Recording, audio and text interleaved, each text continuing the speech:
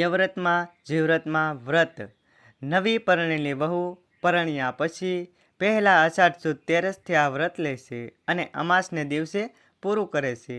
એ દિવસે સવારે વહેલા ઉઠી નાહી ધોઈ યવ્રત જીવ્રત નામની દેવીઓનું પૂજન કરે છે, ઉપવાસ કરે છે, ફળ ફળાદી ખાય છે, રાત્રે જાગરણ કરે છે. આ રીતે 5 વર્ષ સુધી વ્રત કર્યા પછી ઉજવાય છે. આ વ્રત પતિના દીર્ઘાયુ માટે છે. એક હતો બ્રાહ્મણ અને એક હતી બ્રાહ્મણી. બ્રાહ્મણ જ્ઞાની ધાર્મિક હતો, જ્યારે બ્રાહ્મણી માયાળુ અને દયાળુ સ્વભાવની હતી. બ્રાહ્મણી બધી વાતે સુખી હતા, પરંતુ તેમને એક વાતની ખોટ હતી. તેમને શેર માટેની ખોટ હતી. તેમના સંતાનમાં કંઈ પણ હતું નહીં. આ વાતથી તેઓ ખૂબ જ દુઃખી રહેતા. એક દિવસ બ્રાહ્મણે વિચાર કર્યો કે આમ ઘરમાં બેઠા બેઠા દુઃખી થવાને બદલે લાવ ભગવાન શંકરનું તપ કરું, તેમની આરાધના કરું. ભગવાન શંકર ભોળાનાથ છે, તે જરૂર મારી પ્રાર્થના સાંભળશે. આવો વિચાર કરી તે જંગલ તરફ ચાલી નીકળ્યો. તે ચાલતો ચાલતો ઘોર જંગલમાં આવ્યો. તેણે એક મહાદેવજીનું મંદિર જોયું. આ મંદિરમાં કોઈ આવજાવ કરતું ન હતું. તે અવાવર પડ્યું હતું. તપ કરવા માટે આ જગ્યા સારી છે એમ વિચારી બ્રાહ્મણે પ્રથમ તો આખું મંદિર સાફસૂફ કરી દીધું. પછી તે ભગવાન શંકરની પૂજા કરવા બેસી ગયો. તેણે સતત 6 દિવસ સુધી ભગવાન શંકરનું કઠોર તપ કર્યું, છતાંય ભગવાન પ્રસન્ન થયા નહીં. એટલામાં એક પારધી ત્યાં એક બકરું લઈને આવી ચડ્યો. તેણે તો જય ભોલેનાથ કહી બકરાના ગળા ઉપર તલવારનો ઘા ઝીકી દીધો. તરત જ મહાદેવજી પ્રસન્ન થયા અને બોલ્યા, માગ માગ, માગે તે આપું. પારધી કહે, હે ભગવાન, મારે તો 7 દીકરા જોઈએ છે. તથાસ્તુ, તને 7 દીકરા થશે. પારધી તો વરદાન લઈને ચાલ્યો ગયો. આ જોઈ બ્રાહ્મણ તો આશ્ચર્યમાં પડી ગયો. તે વિચારવા લાગ્યો કે હું સતત 6 દિવસથી ભૂખ્યો તરસ્યો તપ કરું છું, છતાં ભગવાન શંકર પ્રસન્ન થતા નથી. અને પારધીએ એક નિર્દોષ પ્રાણીનો જીવ લીધો કે તરત ભગવાન પ્રસન્ન થઈ ગયા. શું ભગવાનને ઘરે પણ આવો જ ઘોર અન્યાય છે? આવું જોઈ બ્રાહ્મણ ગુસ્સે થઈ ગયો. તેણે મહાદેવજીના શિવલિંગ ઉપર માથું પછાડી મરી જવાનો નિર્ણય કર્યો. બ્રાહ્મણ જેવો શિવલિંગ ઉપર માથું પછાડવા જાય છે કે ત્યાં જ ભગવાન શંકર પ્રસન્ન થયા અને બોલ્યા, હે બ્રાહ્મણ, મારા શિવલિંગ ઉપર માથું પછાડી તું શા માટે આપઘાત કરે છે? બોલ, તારે શું જોઈએ છે? બ્રાહ્મણે કહ્યું, હે પ્રભુ, હું રોજ તમારી સેવા કરું છું, છતાં મારે ઘરે પારણું બંધાતું નથી. જ્યારે પેલા પારધીએ તેમને ઘડીકમાં 7 દીકરા આપી દીધા. ભગવાને બ્રાહ્મણને શાંત કર્યો અને બોલ્યા, જો પેલા સાણનો પોદળો તેમાં કીડા ખદબદે છે. પારધીએ 7 છોકરા આપ્યા, પણ એવા જ જાણજે. જા, હું તને 1 દીકરો આપીશ, પણ તું એને પૂરો ભણાવજે ને તેને પૂરો ભણી રહે પછી જ એને પરણાવજે. એ પહેલાં તેને લગ્ન કરીશ નહીં. સારું કહી બ્રાહ્મણ તો પોતાને ઘરે ગયો. થોડા દિવસોમાં તો બ્રાહ્મણીને ગર્ભ રહ્યો. પૂરા 9 માસે તેણે એક રૂપાળો દીકરાને જન્મ આપ્યો. બ્રાહ્મણીના તો હરખનો પાર ન રહ્યો. દિવસે દિવસે તે દીકરો મોટો થવા લાગ્યો. છોકરો 5 વર્ષનો થયો. બ્રાહ્મણે તેને નિશાળે મૂક્યો. છોકરો ભણવામાં ખૂબ જ હોશિયાર. તે એકવાર વાંચે ને આખો પાઠ મોઢે થઈ જાય. ધીરે ધીરે છોકરો મોટો થવા લાગ્યો.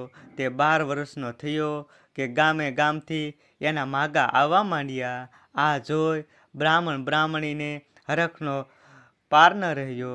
હરખમાં તેઓ ભગવાન શંકરની આપેલ શરત પણ ભૂલી ગયા.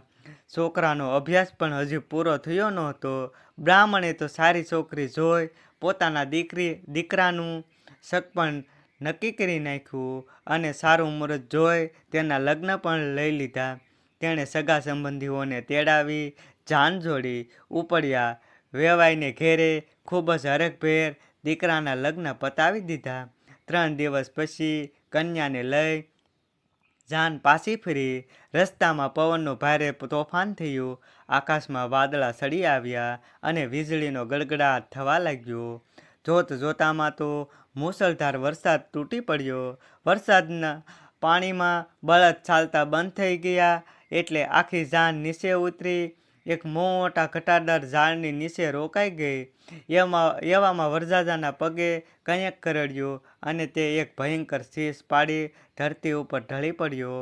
વરસાદમાં કોઈને કાંઈ દેખાયું નહીં. એક મોટો કાળોતરો નાગ સડસડાટ દૂર જતો દેખાયો. થોડી વારમાં તો વરરાજાનું આખું શરીર લીલુંછમ થઈ ગયું. આંખો ફાટી ગઈ, મોઢામાં ફીણ આવ્યા અને વરરાજાનું પ્રાણ પંખીડું ઉડી ગયું. જાનૈયાઓમાં તો રોકોકલ શરૂ થઈ ગઈ. બ્રાહ્મણીએ તો હૈયાફાટ રુદન કરવા લાગ્યા. છેવટે બધાએ સમજાવીને તેને માંડ શાંત રાખ્યા. અંધારામાં વધુ વાર રોકાવામાં જોખમ છે. સબની વ્યવસ્થા કાલે સવારે કરશું. આમ કહી બધા બ્રાહ્મણીને આગળ કરી રડતા રડતા ચાલતા થયા. પરંતુ તે છોકરાની વહુએ તેમની સાથે ગઈ નહીં. તે તો પોતાના પતિના શબની પાસે બેસી રહી. બધાએ એને ઘણી સમજાવી, છતાં તે એકની બે ન થઈ ને તે તો પતિના માથાને પોતાના ખોળામાં લઈને રાતના ઘનઘોર અંધારામાં વરસતા વરસાદમાં ભીજાતી બેઠી. તેને બીક હતી કે કોઈ જંગલી પ્રાણી આવીને મારા પતિને ઉપાડી જશે તો એને જીવની ભારે અવગતિ થશે. બધા જાનૈયાઓ ચાલ્યા ગયા એટલે વહુએ પોતાના પતિના શબને ખંભા ઉપર ઉપાડી પડતી આખડથી ચાલવા લાગી. એવામાં વીજળીના ચમકારે તેણે એક નજીકના એક મહાદેવજીનું દેરું જોયું. તે તો શબને લઈ દેરામાં ગઈ અને અંદરથી સાકળ ભીડી દીધી. મધરાત થતાં એ વ્રતમાં આવ્યા. જઈએ છે તો દેરું બંધ છે અને અંદરની સાકળ ભીડેલી. એટલે એ વ્રતમાં બોલ્યા, મારા દેરામાં કોણ છે? ભૂત છે કે પ્રેત છે? આ સાંભળી વહુ તો બિચારી ધ્રુજવા લાગી. ધ્રુજતા તેણે બારણું ઉઘાડ્યું. એ વ્રતમાં એ વહુને જોતાં જ પૂછ્યું, કોણ છે તું? વહુ બોલી, માં, હું ભૂત નથી કે પ્રેત નથી. હું તો એક દુખિયારી સ્ત્રી છું. દુઃખની મારી આપને શરણે આવીશું. પરણીને આવતા રસ્તામાં મારા પતિને સાપ કરડ્યો. માતાજી, મારા પતિને જીવતો કરો. એ વ્રતમાં બોલ્યા, જો તું મારું કહ્યું માનીશ તો હું તારા પતિને જીવતો કરું. હા માં, તમે જે કહેશો તે કરીશ. એમ કહેતા જ શબનું એક પડખું ફર્યું. થોડી વાર થઈ ત્યાં જીવ્રતમાં આવ્યા. તેમણે પણ દેરામાં બારણા બંધ જોયા. તે બોલ્યા, મારા દેરામાં કોણ છે? ભૂત છે કે પ્રેત? વહુએ બારણા ઉઘાડ્યા. જીવ્રત માએ વહુને જોતાં જ પૂછ્યું, કોણ છે તું? વહુ બોલી, માં, હું ભૂત નથી કે પ્રેત નથી.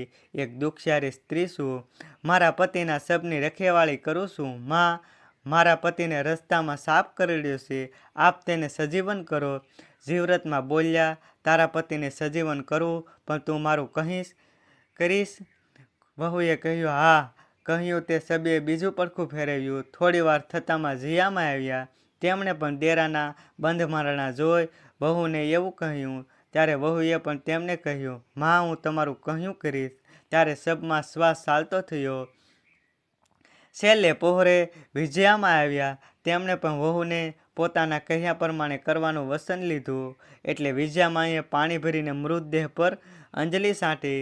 ત્યાં તો વરરાજા આળસ મરડીને ઊભો થયો. પોતાના પતિને સજીવન થયેલો જોઈ વહુ તો હરખઘેલી બની ગઈ.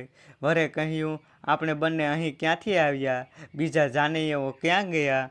એટલે વહુએ માંડીને બધી વાત કરી. પછી વર કહે, મને તો ખૂબ ભૂખ તરસ લાગી છે. વહુ તો દોડતી મંદિરની વાડીમાંથી ફળ લઈ આવી અને મંદિરના કૂવામાંથી પાણી લઈ આવી. પછી બંને જણાએ ફળ ખાઈ ધરાઈને પાણી પીધું. વર વહુ મંદિરમાં પગે લાગી બહાર ઓટલે આવીને બેઠા અને બેઠા વાતો કરવા લાગ્યા. ત્યાં તો ગામના ગોવાળો સવારે ગાયો ભેંસો લઈને સરવા નીકળ્યા. એમણે વર વહુને વાતો કરતા જોયા અને અસરજ પામ્યા. તેમને થયું, અરે, આ વરના મા બાપ તો ગામમાં રોકોકળ કરે છે ને અહીં તો બંને જણા નિરાતે બેસી વાતો કરે છે. ગોવાળો તો તરત જ ગાયો ભેંસોને છોડી ગામમાં પહોંચ્યા અને તે બ્રાહ્મણીને પાસે જઈ કહેવા લાગ્યા, રડવાનું બંધ કરો. તમારો દીકરો અને વહુ તો એક મંદિરના ઓટલે બેસી વાતો કરે છે. ગોવાળોની વાત સાંભળી બધા આશ્ચર્ય પામ્યા. બધાને આ વાત ખોટી લાગવા લાગી, કારણ કે રાત્રે જ તેઓ બ્રાહ્મણના દીકરાના શબને જંગલમાં છોડીને આવ્યા હતા. બધાએ આ વાતની ખાતરી કરવા સાના માના તપાસ કરાવી તો તે વાત સત્ય નીકળી. બ્રાહ્મણી તો પોતાના દીકરાને સજીવન થયેલો જાણી રાજી રાજી થઈ ગયા. પછી તેઓ જાન જોડી વરકન્યાના સામૈયા કર્યા. પોતાના દીકરા વહુને સજીવન જોઈ બ્રાહ્મણીએ તેને બધા ઘરે આવ્યા. ધીરે ધીરે સમય પસાર થવા લાગ્યો. બ્રાહ્મણી અને તેમનો દીકરો વહુ સારેય જણા આનંદથી દિવસ પસાર કરવા લાગ્યા. 2-3 વર્ષ પછી વહુએ એક રૂપાળા દીકરાને જન્મ આપ્યો. મધરાત થઈ કે એ વ્રતમાં આવ્યા. તેઓ બોલ્યા, વહુ, મને આપેલું વચન યાદ છે કે નહીં? હા માતાજી. તો લાવ તારા દીકરા મને આપી દે. વહુએ તો દીકરાને બાળચિયામાં વીંટીને એ વ્રતમાંને આપી દીધો. માતાજી તો દીકરાને લઈ અલગ થઈ ગયા. સવારે ઉઠીને સાસુએ ઘોડિયામાં જોયું તો છોકરો ન મળે. સાસુ બોલી, અલી વહુ, છોકરા ક્યાં ગયો? વહુ બોલી, મને ખબર નથી. સાસુને વહેમ ગયો કે વહુ એકલી જંગલમાં રહેલી અને તેણે જ પોતાના મરી ગયેલા પતિને સજીવન કરેલો, માટે નક્કી એ કોઈ જાદુ ટોણા જાણતી હોવી જોઈએ અને આમ કામ પણ તેનું જ હોવું જોઈએ. છોકરો ગુમ થયાના સમાચાર આખા ગામમાં ફેલાઈ ગયા. આખા ગામમાં હાહાકાર વર્તાઈ ગયો. થોડા સમયમાં તો એ વાત ભૂલાઈ ગઈ. વહુને બીજી વાર મહિના રહ્યા. બીજી વાર પણ વહુએ દીકરાને જન્મ આપ્યો. એ વખતે જીવ્રતમાં આવીને દીકરાને લઈ ગયા. સાસુને લાગ્યું કે નક્કી મારી આ વહુ કોઈ સુડેલ જ લાગે છે, તે જ આ છોકરાને ખાઈ ગઈ. ત્રીજી વાર પણ વહુએ દીકરાને જન્મ આપ્યો. આ વખતે તો સાસુમાં લાકડી લઈને આખી રાત શોકી કરતા રહ્યા. મધરાત થતાં જયામાં આવ્યા. તેણે સાસુમાને ઊંઘાડી દીધા અને વહુ પાસેથી બાળક લઈને અલગ થઈ ગયા. સવાર થતાં સાસુમાની આંખ ઉઘડી. તેણે ઘોડિયામાં જોયું તો દીકરો ન મળે. સાસુમા તો વહુને ગમે તેવા શબ્દો બોલવા લાગ્યા અને પોતાની વહુને 4-5 ધીબા પણ મારી દીધા. છતાં વહુ કોઈ બોલી નહીં. તે ચૂપ રહી. ધીરે ધીરે આ વાત રાજાને કાને પડી. તેમણે આ બાબતે તપાસ કરવાનું વિચાર્યું. ચોથી વાર વહુએ ફરી દીકરાને જન્મ આપ્યો. ડોશીમાએ તરત જ આ વાતની ખબર રાજાને આપી. રાજા ખુલ્લી તલવાર લઈ આખી રાત ઘોડિયા પાસે ચોકી કરતા બેઠા. મધરાત થતાં વિજયામાં આવ્યા. દર વખતની જેમ વિજયામાએ પણ રાજાને ઊંઘાડી દીધો અને બાળકને લઈ અલગ થઈ ગયા. વહુ બિચારી શરત પ્રમાણે માતાજીને દીકરો આપી દીધો. સવાર થતાં રાજાએ ઉઠીને ઘોડિયામાં જોયું તો છોકરો ન મળે. રાજા પણ અચંબામાં મુકાઈ ગયા. સાસુમાં તો માથું ને પેટ બેય કૂટવા લાગ્યા અને કહેવા લાગ્યા, રાંડ સુડેલ, તું તો મારા 4 દીકરા ખાઈ ગઈ તોય ધરાતી નથી. આમ કહેતા કહેતા તે તો વહુને મારવા લાગ્યા. પણ વહુ બિચારી શું બોલે? તે તો મૂંગી જ રહી. હવે દિવસે દિવસે સાસુમાનો ત્રાસ વધવા લાગ્યો. તે વહુને હવે એક નોકરાણીની માફક રાખવા લાગ્યા. વહુ પણ મૂંગી રહી, બધું સહન કરવા લાગી. સમય જતાં વહુને 5મી વાર ગર્ભ રહ્યો. આ વખતે વહુએ દીકરીને જન્મ આપ્યો. આ વખતે સાસુએ કોઈ દરકાર લીધી નહીં. સવાર થતાં જોયું તો દીકરી ઘોડિયામાં રમતી હતી. દીકરીને કોઈ લઈ ગયું નહીં એટલે વહુએ કહ્યું, બા, મારે ગોરાણી જમાડવી છે. સાસુ તો રાતી પીળી થઈ ગઈને બોલી, દીકરીને જીવતી તેમ કર, મને કાંઈ પૂછીશ નહીં. વહુ તો સવારે નાહી ધોઈ ડેરામાં ગઈ. તેણે 4 દેવીઓને વિજયામાં 4 બહેનો મારે ઘરે ગોરાણી થઈને જમવા ચાલ્યા કર્યા એમ બોલી. એવ્રતમાં જીવ્રતમાં જિયામાં પધારજો. પછી વહુ ઘરે આવી. જલ્દી રસોઈ કરવા બેસી ગઈ. તેણે તો જાત જાતના પકવાન બનાવ્યા. સાંજ થતાં જ 4 માતાજી જમવા પધાર્યા. માતાજી જમવા બેઠા ત્યાં તો ઘોડિયામાં પેલી છોકરી રડી. એટલે માતાજીએ પૂછ્યું, દીકરી કેમ રડે છે? સૌને 2 ભાઈ અને મારે તો એકેય ભાઈ નહીં.